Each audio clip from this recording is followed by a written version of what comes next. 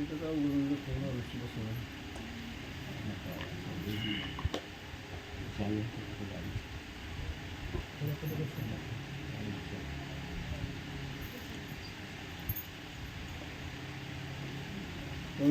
वरदे हरी विठ्ठल श्री ज्ञानदेव तुकाराम पंढरीनाथ भगवान की जय. श्री गणेशाय नमः. ओम नमो शिवाय नमः. श्री प्रभू रामचंद्राय नमः. नारायण बली निरूपण झाल्यावरी श्री भगवान आईचे बोलिला वचन मने गुरुडा उधारी. सुतिका आणि रेसोला नारी दैवे मरण पावली जरी उद्धोतक पंचगवे तरी शुद्ध नारी करावी. पाठीमागच्या अध्यायामध्ये भगवान परमात्म्यानं अनेक विधीचे त्या ठिकाणी असणारे महिमा सांगितला. आता रजस्वाला नारी मरण पावल्यानंतर ना तिचा असणारा विधी कसा करावा ऐका. तीन करावी चांद्रायणी आणि प्रतिनिधी आचरणे यवपिष्टे लेपन करणे अष्टोत्तर स्नाने शूर्पेकी जे मग घेऊन शुद्ध वस्त्र वेष्टावे प्रेताचे शरीर दहन करावे. येता प्रकार विधान सर्व करून. रजस्वाला स्त्री मेल्यानंतर ना शुद्ध असणारं वस्त्र घ्यायचं, त्या वस्त्रामध्ये त्या प्रेताचं वेष्टन करायचं, त्या प्रेताच्या कडने बांधायचं आणि मग यथाविधी प्रकारानं त्या असणाऱ्या प्रेताचं दहन करावं. 3 दिवसात सुतिका नारी मरण पावली असे जरी 3 अब्दा आणि शुद्ध तरी होत नारी जाणी जे. 6 दिवसात मरण जरी पावे बाळंतीन तरी 2 अब्दा आणि जाण. 9 दिवसात 1 अब्द मरण झाल्या मासात क्रक्षत्र शुद्धी होत. गर्भिणीशी मरण आले झाले प्राप्त जलसहित गोमये नाही जे. असं म्हणले अशा पद्धतीने एखादी असणारी गर्भिणी तिला जर त्या ठिकाणी मरण आलं गेलं तर मग त्या असणाऱ्या गायीच्या गोमूत्रामध्ये त्या ठिकाणी असणारं स्नान करावं असं सांगतात. मंत्रे भरत्याने की जे प्रोक्षण प्रेत न्यावे स्मशानी जाण. ब्रहतारे करावे सवेदर छेदन जरी पुत्र जिवंत निघेल पही. आणि त्यावेळेस जर गर्भिणी त्या ठिकाणी असणारी मरण पावली तर त्याचं प्रेत स्मशानामध्ये घेऊन जावं आणि पतीनं त्याचं असणाऱ्या देहाचं दहन करावं. पण त्याच्यामध्ये जर मुलगा जिवंत असेल तर त्या तरी त्या पुत्राशी घेऊन स्तनपान करावे. मंत्रे करुणी ग्रामा माझी पूर्वी पुत्र नेहुनी प्रसदाज्य उदर भरावे. आणि त्या मुलांना घेऊन जायचं, त्यांचं असणारं स्तनपान करायचं, ब्राह्मणाला बोलवायचं, मंत्र उच्चार करायचा अशा प्रकारे सांगतात. तंतुने वेष्टन करुणी मुद्रस भस्म कुश गोमूत्रानी उक्त मंत्रे स्नान घालुनी शवधर्मी मग दहन त्या असणाऱ्या प्रेतामध्ये गायचं गोमूत्र दर्भ सगळं असणारं टाकायचं, ब्राह्मणाकडून मंत्र म्हणायचे आणि त्या प्रेताचं दहन करायचं. गाई आणि कतिळ भूमी आणि सुवर्ण निर्मळ आणि काही दाने द्यावी पुष्कळ सद्गती प्राप्ती कारणी. त्यांच्या सद्गतीसाठी गायी दान करायचं, तिळ दान करायचं, भूमी सुवर्ण अशा प्रकारचे अनेक दान पुष्कळ दान जेवढं शक्य होईल तेवढं द्यायचं. मृत गर्भ निघे जरी प्रक्षाळुनी पुरावा तरी स्त्रीचा भ्रतार मेल्यावरी अग्नी प्रवेश तिने किजे. आणि मग अशा पद्धतीने तिचं असणारं दहन करावं. मृत गर्भ जर असणारा बाहेर निघला तर त्याला पुरावं, त्याला जाळू नये, गर्भाला त्या ठिकाणी पुरावं. आणि जर त्या असणाऱ्या स्त्री जर भ्रातर मरण पावला तर त्या स्त्रीनं अग्नी प्रवेश करावा असं सांगतात. पती सह देह धन करावा ब्रह्मचर्य नष्टी कातवा सहगमना वाचो निबरवा धर्मोपाय नसे कली माझी. सतीचं असणारं व्रत असतं, सहगमन करावं लागतं. सहगमनाशिवाय ह्या तरुण जाण्यासाठी दुसरा पर्याय उपाय सांगितला नाही. पक्षी राजा वैदव्य पाळणे अग्निहुनी दुस्सह जाणणे अधर्म घडता काया वाचा म्हणे नरक प्राप्त पतीसह. भगवंतांनी सांगितलं गरुडा वैधव्य गतीनं जीवन जगण्यापेक्षा खूप दुःख त्याच्यामध्ये आहे. अग्नीपेक्षा सुद्धा जास्त दुःख वैधव्याचं आहे आणि त्या वैधव्य स्त्रीला कुठल्याही प्रकारचं कार्य करण्याचा अधिकार नाही असं भगवंत सांगतात. त्या विधवेचे धर्म किंचित निरूपित प्रसंग यचित विधवा जरी केश राखिता त्या केश बांधित व्रताराशी. असो ते विधवा स्त्रीचे काही किंचित धर्म तुला सांगतो. तो जास्त असणारे ते धर्माचं निरूपण करतो. कशा विधवा स्त्रीनं कोणतं कार्य करावं ऐका. यास्तव करावे शिरमुंडन एक वेळा सदा भोजन काश्यपात्रीनं जेवावे अन्न भूमिशयन सदा करावे. आणि विधवा स्त्रीनं शिरोमुंडन करावं, डोक्यावरचे सगळे केस काढावी, एक वेळा भोजन करावं, काशाच्या पात्रामध्ये अन्न जेवायचं नाही, जमिनीवरती झोपायचं. अशा प्रकारे तिचे काही नियम सांगतात. कंचुकी कदा लिहू नये तैलोर्धन कामा नये तांबूल भक्षण वाहनी वैसू नये तिल उदके तर्पण भरत्याचे की जे. विधवा स्त्री असेल तर तिनं त्या असणाऱ्या ठिकाणी तांबूल भक्षण खायचं नाही, पानाचं विडं वगैरे खायचं नाही, कुठल्या वाहनामध्ये बसायचं नाहीये, मग गादी पलंगावरती बसायचं नाही, जमिनीवरती राहावं, अशा प्रकारे नियम भगवंत सांगतात. क्षयदिनी या पूर्णितीने व्रत श्राद्ध पावर्ण विधीने करावे यथाविध विधाने मधुमध्ये परान्न वर्जावे. आणि मग जे काय असणारे मिष्टान्न आहे त्या मिष्टान्नाचं पदार्थ खाणं वर्ज्य करावं. मग मधु असेल आणि किंवा दुसऱ्याच्या घरचं अन्न खायचं वर्ज्य करावं. मग आपल्या पतीचं असणारं श्राद्ध पर्वणीच्या दिवशी करावं, अशा प्रकारे सांगतात. उत्साह न पाहावा क्वचित न करावे नृत्य वाद्य गीत श्रवण न करावे किंचित ज्ञानाभ्यास नित्य करीत जावा.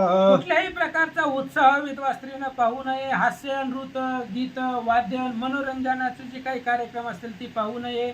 मग काय करावं तर भगवंताचं नामस्मरण, भजन, कीर्तन अखंड करावं. वैराग्य असावे कडकडीत जप शिवहारीचा युक्त चित्री हे न विलाका विरता सेवावे वृद्ध साधू गुरु. वैराग्य असावं, कडकडीत सांगितलं, साधू सुद्धा नाही, कडकडीत वैराग्य अंतःकरणामध्ये असावं. भगवंताचा, भगवान श्री विष्णू असेल, भगवान महादेव असेल यांचं भजन करावं, नामस्मरण करावं आणि वृद्ध ब्राह्मणाचं, साधू संताचं सेवन करावं. पुराण श्रवण नित्य करावे गुरु सेवा जितेंद्रिय असावे ऐसा शरीर निर्वाह वरवे पद पावावे नारीने. मग त्या विधवा स्त्रीनं पुराण श्रवण करावं, भगवंताची भक्ती करावी, कथा ऐकावी, गुरुची सेवा करावी, इंद्रियावरती विजय मिळवावा, अशा प्रकारचे काही नियम विधवा स्त्रीने असावेत असं भगवंत सांगतात. सर्व शोषावे शरीर रस जी विद्वानी दीर्घ केश रक्त वस्त्र मंडित कंचुकीचा चयस खटवा जियेची.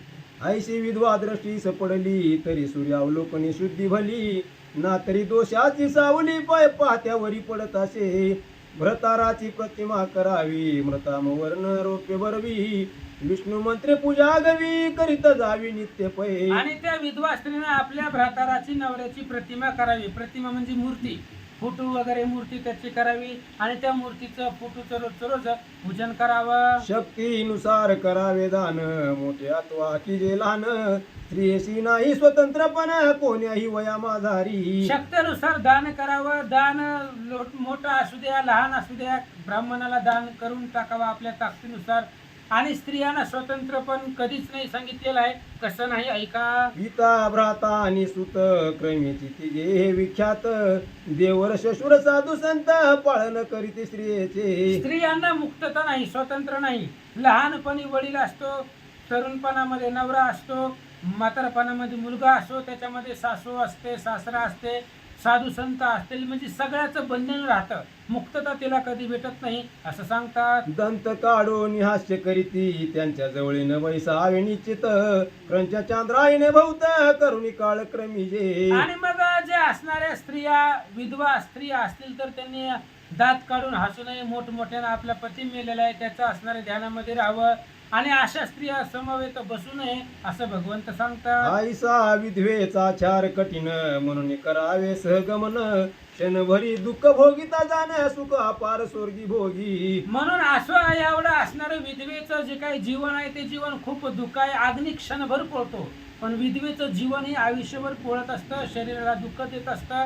त्यामुळे थोडंसं दुःख भोगल्यानंतर ना त्या असणाऱ्या विधवा स्त्रीला सहगमन केल्यानंतर ना स्वर्गामध्ये अक्षय सुख भेटतं. वेदयुक्त कर्म सांडुनी पाखंडाचरती जे जनी ते मरता महापिशाच्या योनी पावती चंद्र तरणी जो. वेदाचं कर्म सांडून, चांगलं कर्म सांडून, पाखंड आचरून जे लोक मेलेली आहेत ते भूत प्रेताच्या जन्माला जातात असं भगवंत सांगतात. नाही जे ते ब्राह्मण पूजन हरिशंकरांचे अर्चन माता पितरांचे तर्पण न अर्चन पितृदेवांचे. जिथं ब्राह्मणाची पूजा नाही, जिथं भगवान श्री विष्णू, भगवान विष्णू शंकराची पूजा नाही, आई वडिलांची पूजा नाही, पितृदेवताची पूजा नाही, तिथं सोयीचे ते देव कल्पित सोयीचे करीती कृत्य सोयीचे दाने करीत श्रुती स्मृती असं म्हणतजी. स्वतःच्या इच्छेनं देवाची कल्पना करायची. आज ह्या देवाला जाऊ वाटलं, उद्या त्या देवाला स्वतः जाऊ वाटलं तर जायचं, नाही तर कॅन्सल करायचं.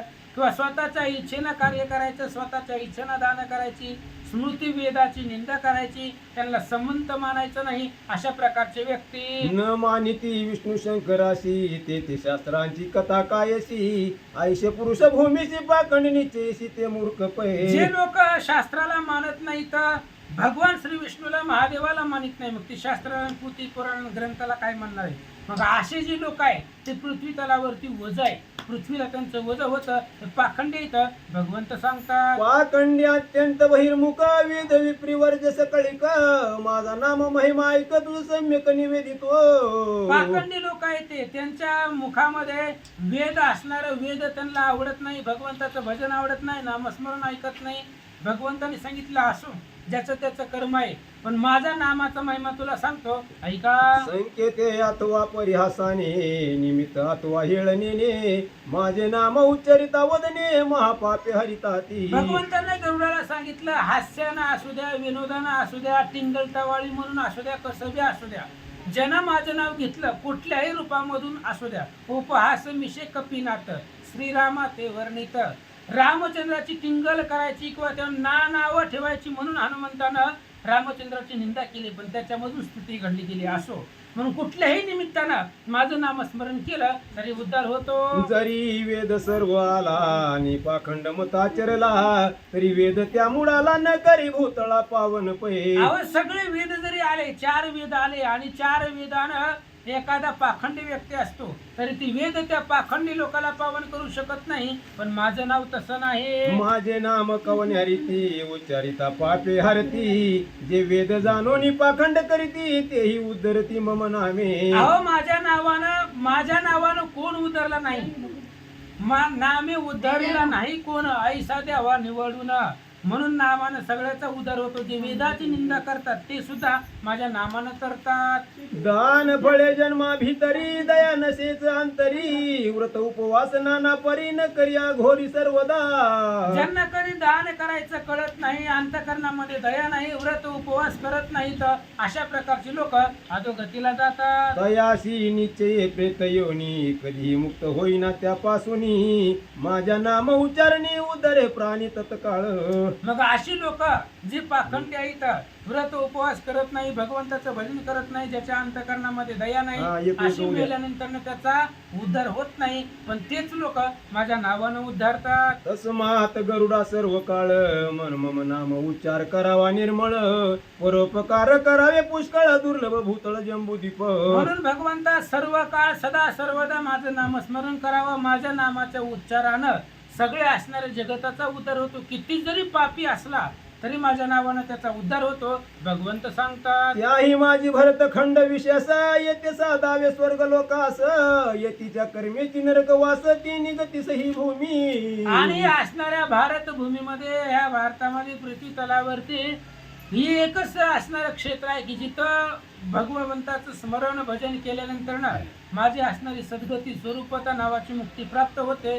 म्हणून भगवंत सांगतात या स्तमृताचे अर्धो देहिक विधियुक्त करावे मनुष्य सांग न करी तो जिताची देख प्रेत लोकस्त जाणावा. याच्यासाठी मृत व्यक्तीचा अर्धोदेहिक नावाचा विधी करावा.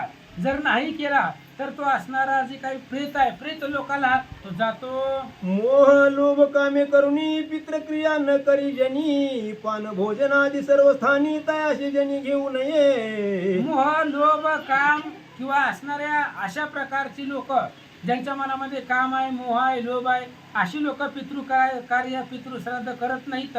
त्यावेळेस मृत श्राद्ध न करी सांग तुझा नावा पंक्ती दूषक मरता पावे प्रेत लोक पितृ उद्धार जे न करीती. जे स्वतःच्या पितृवाचा उद्धार करत नाहीत, प्रेत कार्य व्यवस्थित करत नाहीत, ते लोक मेल्यानंतर ना पुन्हा असणारे नरकला जातात, प्रेत लोकाला ते जातात असं भगवंत सांगतात. हे निश्चयशी होती प्रेत सकळ प्राणी अशी पीडा देत ऐशी ऐकोनी गरुड बोलत भगवंत ऐके मात माझी. आणि ते लोक प्रेत होतात कोणते जे पितृकार्य व्यवस्थित करत नाही, लोकांच्या सांगण्यावरनं किंवा दुसऱ्याचं कोणाचं तरी ऐकायचं आणि प्रेत कार्य करायचं नाही. मग अशी लोक स्वतः मेल्यानंतर ना प्रेत योनीला जन्माला जातात. असं भगवंताचं बोलणं ऐकलं त्यावेळेस गुरुजी म्हणतात देवा माझा एक प्रश्न आहे. जे पावती प्रेत योनी ते कोणी आरोपे करुणी कोणाशी पीडित या जनी काय लक्षण समजावे. गरुडाने विचारलं भगवंता तुम्ही म्हणतात किती लोक प्रेत योनीला जातात आणि प्रेत योनीला जाऊन लोकांना त्रास देतात, मग ही प्रेत योनीला गेल्यानंतर ना लोकांना ते कसा कसा त्रास देतात सांगा. काय ते बोलती काय जलपती भगवंता देव देवा श्रीपती तरी हा संशय छेद निश्चिती कलित होती प्रेत बहु. मग ते असणारे प्रेत काय बोलतात, त्यांची भाषा काय असते, ते लोकांना कसा त्रास देतात. कारण कलियुगामध्ये पाहिलं तर अनेक प्रेत, म्हणजे सगळं कलियुग अधर्माचं जग आहे, म्हणून ही सगळी प्रेत रूपानं प्रेत कल्पाला जातात. मग ते कसं वागतात हे सांगा. ऐकोनी गरुडाची वाणी बोलता झाला चक्रपाणी. गरुडा ऐक प्रेत करणी स्वकुळे धरणी पीडिती ते. ऐक म्हणले भगवान परमात्मा सांगू लागले, ऐक गरुडा, तुला प्रेताची करणी ऐकायचे. मग ही असणारी प्रेताची लोक जी काही प्रेत योनीला गेलेले आहेत, ते स्वतःच्या कुळाला त्रास देतात. छिद्र पाहो नितर जन पीडित पाप संधी लक्षुण. जिवंत असता प्रीती घन मेल्या पीडन तेच करीती. आणि जे लोक जिवंत असताना एकमेकावरती जीव लावतात, प्रेम करतात, तीच लोक मेल्यानंतर ना प्रेतविनीला जातात आणि एकमेकांना पीडा देतात. प्रेताची पीडा कोणाशी न होत ते पुण्यात्मे ऐक निश्चित. जे रुद्री पित्यर्थ जप करीत देवता तिथी पूजित नित्य पै. प्रेताची पीडा कोणाला होत नाही, प्रेत कोणाला दिसत नाही, प्रेत पीडा कोणाला देत नाही. ते असणाऱ्या पुण्यात्म्याची लक्षणं सांगतो. जे भगवंताचं महादेवाचं भजन करतात, जप करतात, देवताचं अतिथीचं पूजन करतात, त्यांना प्रेत पीडा होत नाही. सत्यवादी प्रिय भाषणी आणि जप करते प्रतिदिनी. नित्य कर्म श्राद्ध करते जनी तीर्थस्थानी जी नित्य. जो सत्यवादी आहे, जो प्रिय भाषणी आहे, लोकांना प्रेमानं बोलतो, सगळं भगवंताचं भजन करतो, जप करतो, प्रत्येक वेळेला श्राद्धाचं कार्य व्यवस्थित करतो, अशांना प्रेत पीडा देत नाही. ही तुके जन प्रेताचे नी वक्रदृष्टीनं पाहावती जनी. मग त्याशी पीडा करणी घडेल कोटोनी खगपती. एवढ्या लोकांना प्रेत त्यांच्याकडे पाहत नाही. जे प्रेत योनीला गेलेले लोक आहेत ते त्यांना पाहत नाही, मग पीडा द्यायचं, त्यांना त्रास द्यायचं लांब आहे.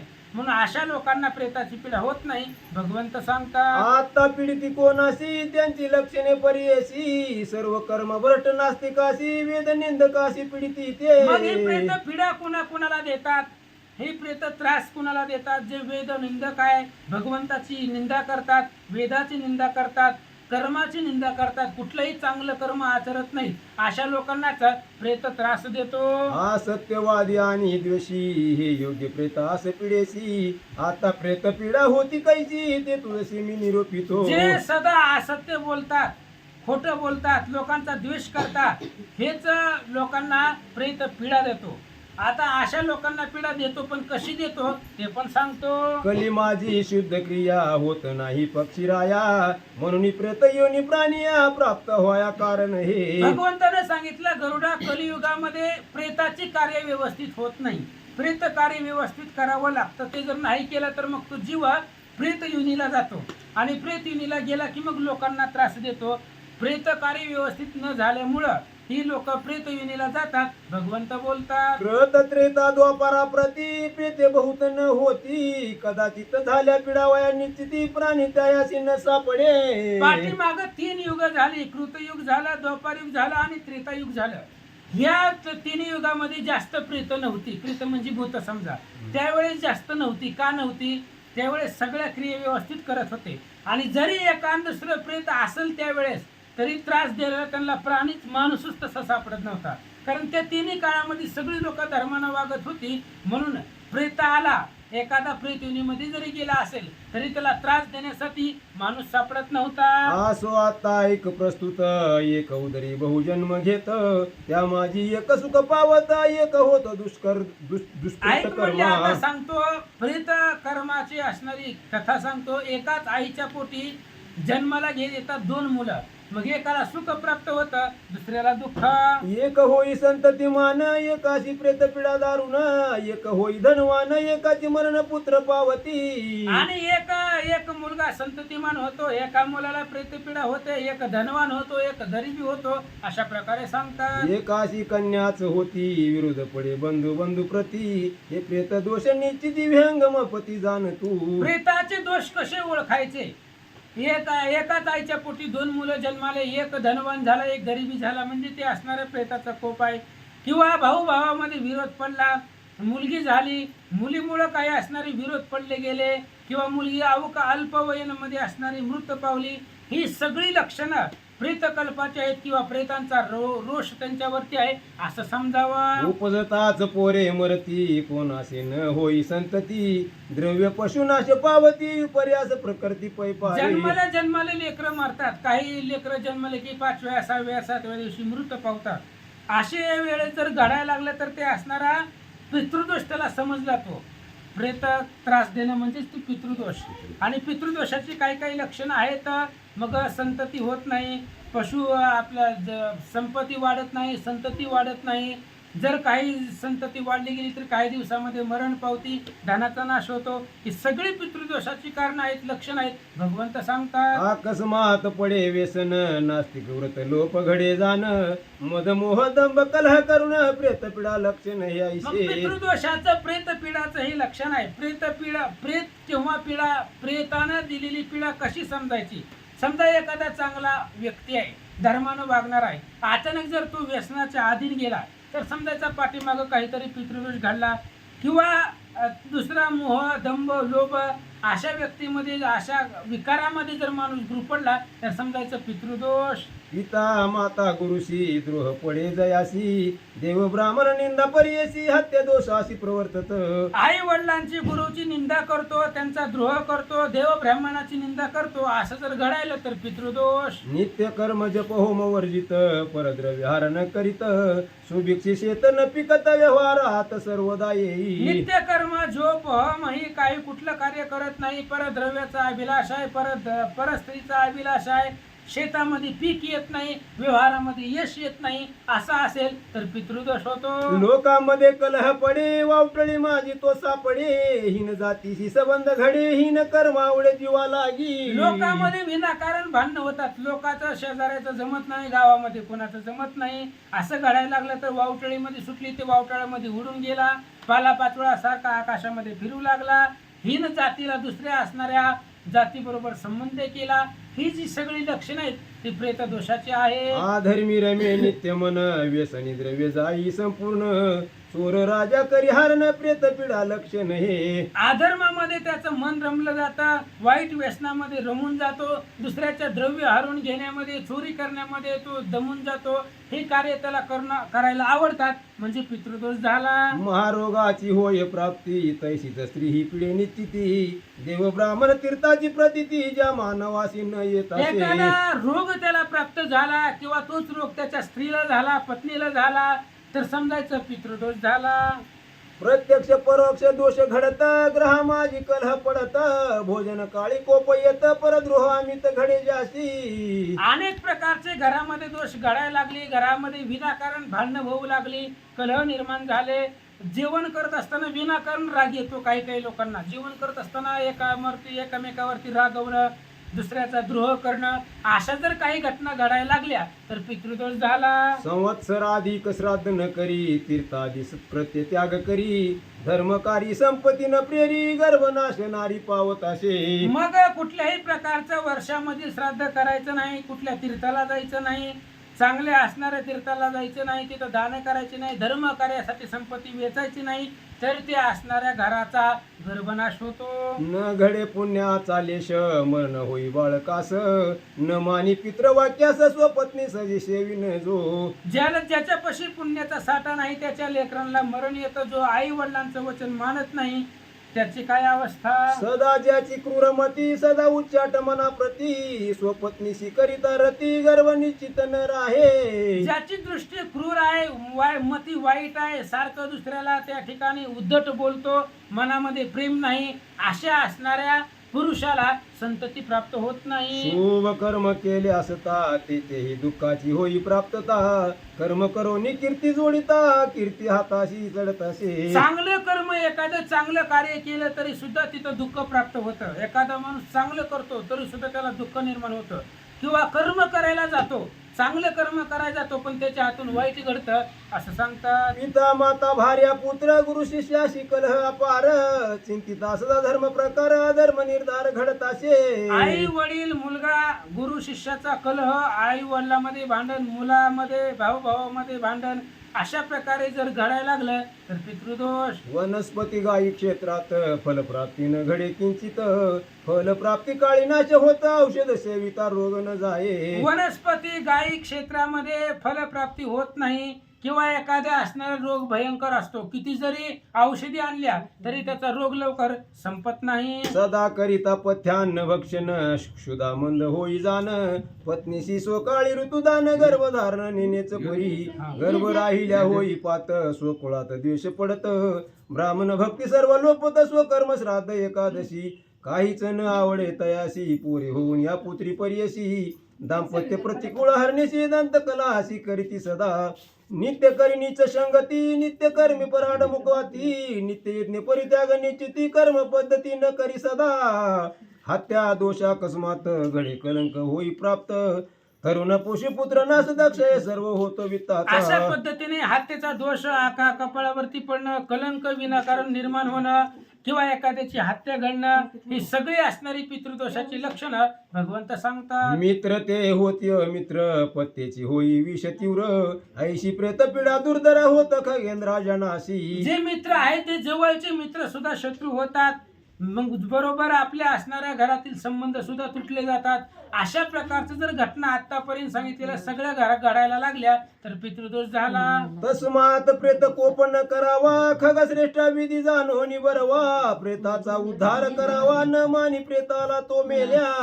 म्हणून प्रेतकोप न होण्यासाठी भगवंत गरुडाला सांगतात प्रेताचा सर्व विधी व्यवस्थित करावा. प्रेत योनी पावे निश्चित प्रेत दोष ज्या कुळी असत सुख प्राप्ती तेथे नसत पाप कर्म करीत निर्धन योगी मुखोचिष्ट पादोचिष्ट तैशेची पाणी स्नानोचिष्ट प्राशन करून स्पष्ट अन्न उचिष्ट तेनेची परी जे कोणी प्रेत रूप होती तयाची ऐका कृती विकृत भयानक रूपे दिसती मुख दृष्टी दाडा भयानक. आणि ज्यानं असणारा प्रेत योनीला गेलेला आहे त्या असणाऱ्या प्रेताचं स्वरूप कसं असतं, 11 विकराळ त्याचं स्वरूप असतं, दाडा भयंकर असतात, केश विकराळ असतात, हात लांब असतात, असं प्रेताचं वर्णन महाराज सांगतात. दिसलं म्हणते ती अशीच अवस्था आहे. विकट रूपी अति दारुण गोत्र जाशी होती दृश्यमान सूत दुहिता पित्र भ्रातृजन जाया बांधवानी न दिसती ते कामरूप क्षणा धरिती त्यांची किंचित नसे शुभमती भाषणे नाना रीती करीती वित्त योगी वित्त भोगी मती ज्यांच्या लोक ज्यांची. अंतःकरणामध्ये काम भरलेला आहे त्यांची असणारी मती शुद्ध नसते, त्यांच्या असणाऱ्या डोक्यामध्ये काम भावनेचा विचार जातो, दुसऱ्याला ते नीट बोलत नाहीत. अशी लोक आहेत त्यांना प्रेतदोष होतो, प्रेतदोषाचा त्यांच्यावरती प्रभाव होतो आणि अशा प्रकारची विकराळ स्वरूपाची प्रेत त्यांना दिसतात. हे दैवे पिशाच योनी सोपापे स्मरती पावनी ऐशी घोर प्रेत योनी पावे प्राणी मरणांती. आणि जे लोक दुसऱ्याला नीट बोलत नाही, दुसऱ्या बरोबर भाषण करत नाही, ज्यांची मती शुद्ध नाही, अशा प्रकारची लोक प्रेत योनीला जातात आणि प्रेत योनीला गेल्यानंतर ना मग स्वतःची पाप त्यांना आठवतात आणि आठवून ते पश्चाताप करत बसतात असं भगवंत सांगतात. ऐशी कथा निरूपण गरुडाशी करी श्री भगवान सूत कती ऋषी लागून बाबाजी जाण साधूंशी विनवी इति श्री गरुड पुराणे प्रेत कल्पे गरुड नारायण संवादे प्रेत योनी कथन नाम त्रयोदशाध्याय गुडा श्री कृष्णार्पण कुंडली कवरधारी विठ्ठल श्री ज्ञानदेव